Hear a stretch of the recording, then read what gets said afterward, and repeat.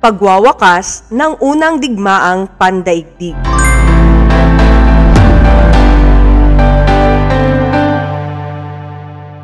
Noong Hunyo 28, 1914,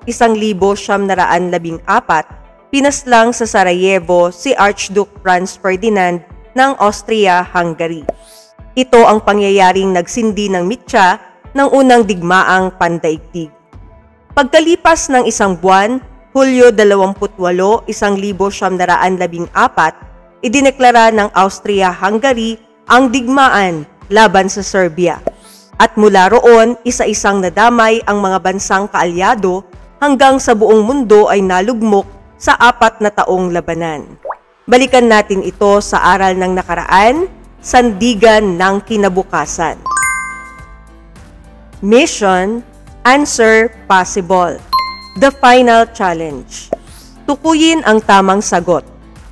Ang pangunahing larangan ng digmaan sa pagitan ng Germany, France at Great Britain. Western Front. Ang alyansang pinangunahan ng France, Great Britain at Russia na sinamahan ng Italy, US at Japan, Allied Powers. Isang kampanya noong 1915 na layong buksan ang Dardanelles Strait upang makapagpadala ng supply sa Russia, ngunit nabigo. Kampanya ng Gallipoli. Briton na tumulong sa mga Arabe sa pag-aalsa laban sa Ottoman Empire sa gitnang silangan. Lawrence of Arabia. Estratehiya ng Germany na talunin muna ang France bago harapin ang Russia. Schlieffen Plan. Ang bawat larawan ay nagsilbing pahiwatig ng mga pangunahing labanan, estratehiya at leader na humubog sa kinalabasan ng unang digmaang pandaigdig. Ipinapakita rin nito kung paano ang sakripisyo, tapang at pag-asa ng mga tao sa gitna ng digmaan ay nagtulak sa kanila upang bigyang wakas ang digmaan at isulong ang peace o kapayapaan. I dream of giving birth to a child who will ask, "Mother, what was war?" Mula kay Eve Miriam.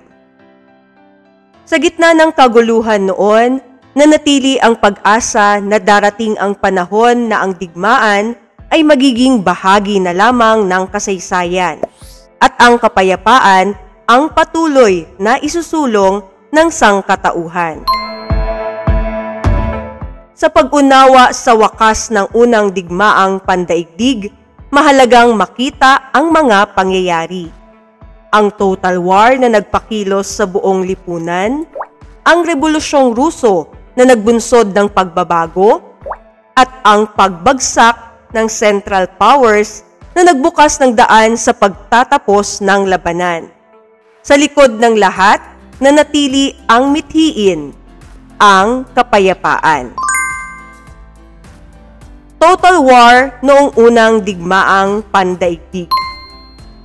3 taon nang nagaganap ang unang digmaang pandaigdig nang pumasok ang United States sa labanan. Sa panahong ito, hindi lamang mga sundalo sa trenches ang naapektuhan, kundi pati ang mga sibilyan. Dahil dito, nagdeklara ang mga bansang kasali ng tinatawag na Total War. Isang digmaan kung saan kumilos ang buong lipunan upang suportahan ang hukbo. Sa ilalim ng Total War, kinontrol ng pamahalaan ang maraming aspeto ng buhay at ekonomiya. Ang mga pabrika ay ginawang paggawaan ng armas, gamot at uniform. Nagkaroon ng pagrarasyon ng pagkain at gasolina. Censorship at propaganda ang ginamit upang mapanatili ang moral ng mamamayan. Lahat ng kayang magtrabaho ay pinagtrabaho. Dahil halos lahat ng kalalakihan ay nasa digmaan, pumasok ang kababaihan sa mga pabrika, opisina, ospital at sakahan. Naging nurse, manggagawa at voluntaryo sila sa front lines. Pagkatapos ng digmaan, bumalik ang marami sa dating buhay. Ngunit nagbago ang pananaw ng lipunan sa kakayahan ng kababaihan. Isang hakbang tungo sa pagkilala sa kanilang mahalagang papel.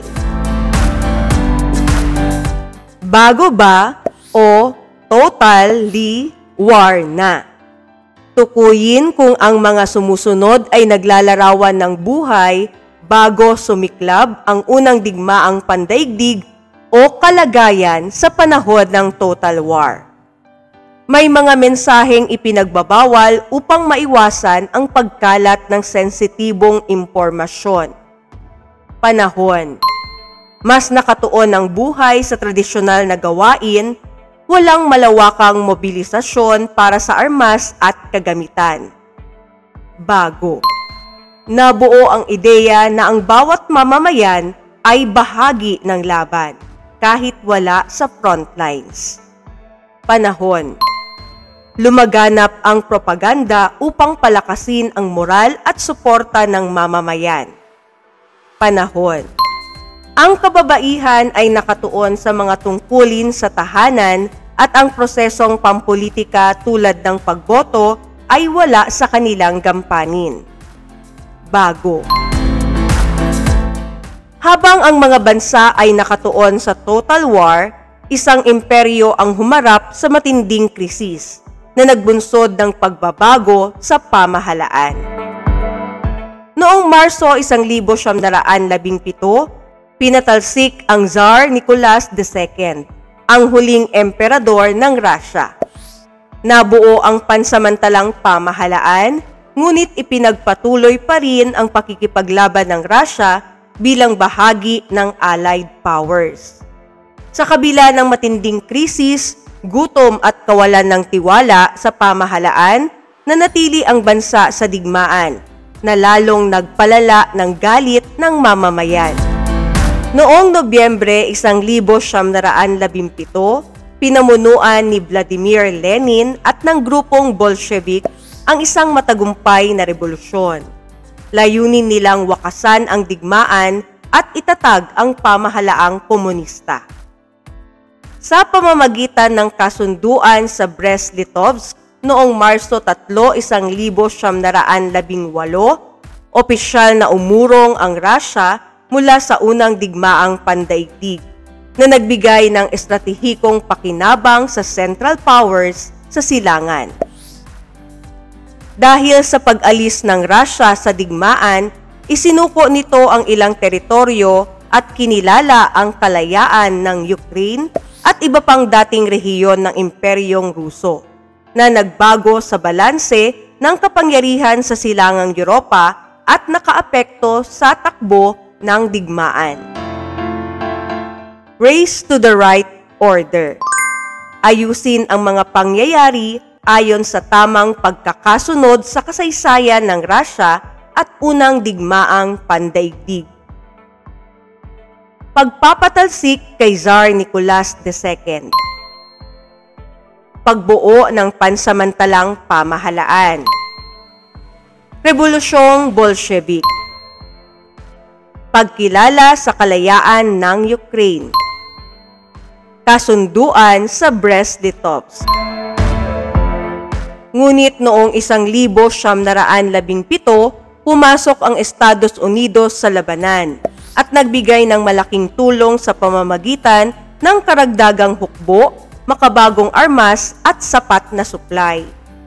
Ang pagpasok ng US ay nagpalakas sa Allied Powers at nagbunsod ng pagbagsak ng Central Powers. Noong 1918, nagsimula ang malawakang ganting pananalakay ng Allied Powers laban sa Central Powers. Isa-isa nang sumuko ang mga kaalyado ng Germany.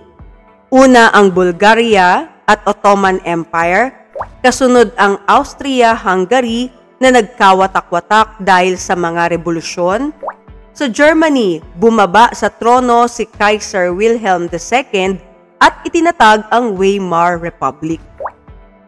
Sa huli, noong Nobyembre 11, 1918, nilagdaan ang armistice sa Paris sa pagitan ng Germany at France sa pamumuno ni Marshal Ferdinand Foch na nagwakas sa unang digmaang pandaigdig. Huling sumuko. Ayusin ang mga bansa ayon sa pagkakasunod ng kanilang pagsuko noong 1918. Bulgaria, Ottoman Empire, Austria-Hungary, at Germany. Noong Nobyembre 11, 1918, eksaktong alas 11 ng umaga, tumigil ang putukan matapos lagdaan ang armistice sa Compiègne, France. Ang sandaling ito ay ginunita bilang Armistice Day, tanda ng pagtatapos ng unang digmaang pandaigdig. Sa paglipas ng panahon, ito ay naging Remembrance Day sa United Kingdom at Veterans Day sa United States. Tuwing Nobyembre 11, maraming bansa ang naglalaan ng 1 minutong katahimikan bilang pag-alala sa mga buhay na nawala sa digmaan. Ang pulang poppy flower ay naging simbolo ng alaala at pag-asa. Mula sa tanyag na tula ni Lieutenant Colonel John McCrae na In Flanders Field.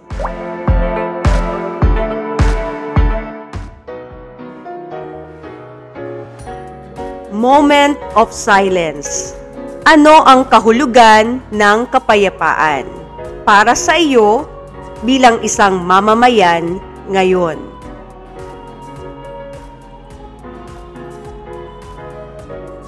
Ipahayag ang kahulugan ng kapayapaan sa isa sa 3 paraan. Pagsulat, gumawa ng 3 hanggang 4 na pangungusap na nagpapaliwanag ng iyong pananaw. Pag-drawing, gumuhit ng simbolo ng kapayapaan at lagyan ng maikling paliwanag. Pagpahayag, mag-record ng 30 segundong audio o video na nagsasalaysay ng iyong ideya. Rubrik sa pagmamarka. Aral ng kapayapaan. Puna ng patlang ng tamang sagot. Ang pagkontrol ng pamahalaan sa lahat ng aspekto ng buhay sa panahon ng digmaan ay tinatawag na total war. Ang pinuno ng Bolshevik na nagpaurong sa Russia sa digmaan ay si Vladimir Lenin. Ang kasunduang nagwakas sa pakikidigma ng Russia ay ang Treaty of Brest-Litovsk. Ang bansa na pinakahuling sumuko sa digmaan ay Germany. Ang paglagda ng armistice ay naganap noong Nobyembre 11, 1918.